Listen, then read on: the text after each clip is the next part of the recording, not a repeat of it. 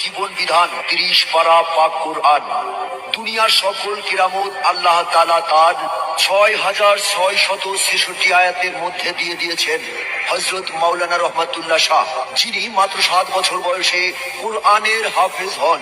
এরপর দীর্ঘ 7 বছর ভারতের জামিয়াতুল রাজা মাদ্রাসায় কোরআন ও হাদিসের উপর লেখাপড়া করে এলেমে আলেম লাভ করেন। হুজুর জেরুজালেম, গালিল প্রদেশ, মিশর, সিরিয়া সহ বিশ্বের 41টি দেশে ভ্রমণ করে আন্তর্জাতিক খ্যাতি অর্জন করেন এবং পাকিস্তানের ইসলামাবাদ ফয়সাল মসজিদের ইমাম থাকা অবস্থায় একদিন হুজুর স্বপ্নযোগে নির্দেশ পান, তুমি মানবতা সেবায় বেরিয়ে পড়ো। তারপর হুজুর জিন্দের রাজ্য কুহেকাপে চলে যান। সেখানে দীর্ঘ 21 বছর থেকে জিন ও পরি সাধন করে আধ্যাত্মিক জ্ঞান অর্জন করেন এবং ভারতের আসাম, কামরূপ, কামাখ্যা থেকে তন্ত্র মন্ত্রের দীক্ষা লাভ করে বর্তমানে তিনি মানবতা সেবায় চট্টগ্রাম লাল দিঘিতে হযরত আমানত শাহের মাজারে অবস্থান করছেন এবং মানব জীবনের যে কোনো সমস্যার সমাধান দিয়ে থাকেন। দর্শক, আমি এখন উপস্থিত আছি হযরত মাওলানা রহমতুল্লাহ শাহ বাবার দরবারে।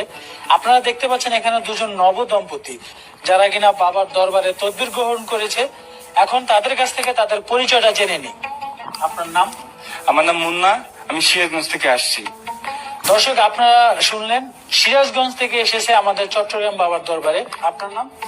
আমার নাম প্রিয়া, আমিও সিরাজগঞ্জ থেকে এসেছি। দীর্ঘ অনেকদিন যাবত আমাদের সম্পর্কটা প্রায় হাই স্কুল লেভেল থেকে।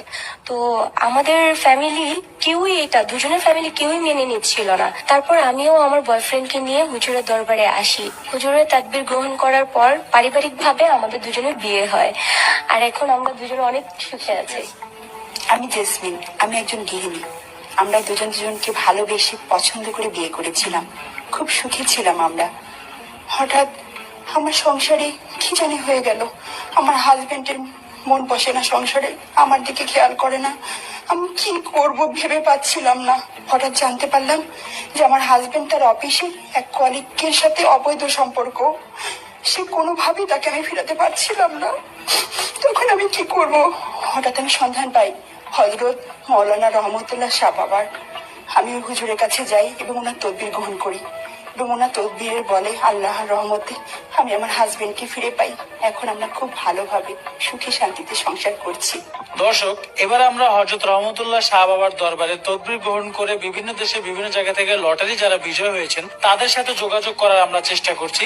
এই মুহূর্তে দেখতে পাচ্ছি অনলাইনে আছেন সৌদি আরব থেকে লোকমান ভাই। হ্যালো লোকমান ভাই, শুনতে পাচ্ছেন? ভাইয়া, যদি আমাদের দর্শকদের উদ্দেশ্যে যদি কিছু বলতেন। ধন্যবাদ ইমরান ভাই, আমি সৌদি আরব থেকে লোকমান বলছিলাম। আমি হযরত মাওলানা রহমতুল্লাহ শাহ বাবার তদবির গ্রহণ করে সৌদি আরবে থাইল্যান্ড দিয়ে লটারিতে বিজয় হয়েছি। আমি হুজুরের দীর্ঘায়ু কামনা করি। শুনলাম সৌদি আরব থেকে লোকমান ভাইয়ের কথা।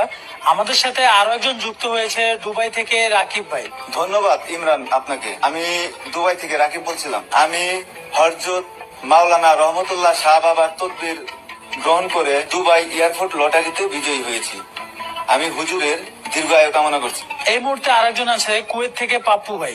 ভাইয়া, যদি আমাদের দর্শকদের উদ্দেশ্যে যদি কিছু বলতেন। ধন্যবাদ ইমরান, আমি পাপ্পু, আমি কুয়েত প্রবাসী। আমি হযরত মাওলানা রহমতুল্লাহ শাহের তকদিরে কুয়েতে থাইল্যান্ডে লটারি বিজয়ী হয়েছি। আমি হুজুরের দীর্ঘায়ু কামনা করি। লটারিতে বিজয়ী হওয়া, প্রেম ভালোবাসায় সফলতা অর্জন, স্বামী বা স্ত্রীকে পরকীয়া থেকে ফেরানো।